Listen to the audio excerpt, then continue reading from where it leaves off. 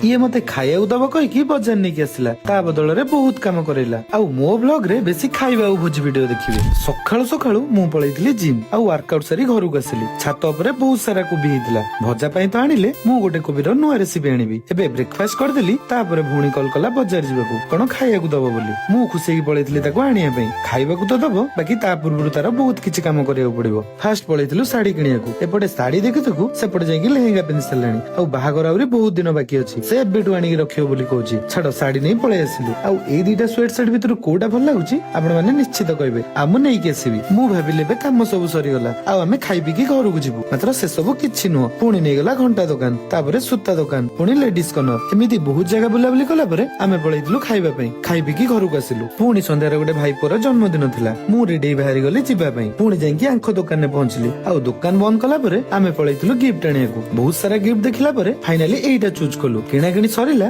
ଏବେ ଆମେ ପହଞ୍ଚି ଗଲୁ ତାଙ୍କ ଘରେ। ଏବେ ଭାଇ ଭାଉଜ ଆଉ ପୁଅକୁ ଦେଖା କରି ଆମେ ଟିକେ ଖିଆପିଆ କରିଦେଇଥିଲୁ। ଏବେ ଯାଉଛୁ ଘରକୁ। ଆପଣ ମାନେ ଭିଡିଓଟି ଲାଇକ୍ କରିକି ଯିବେ।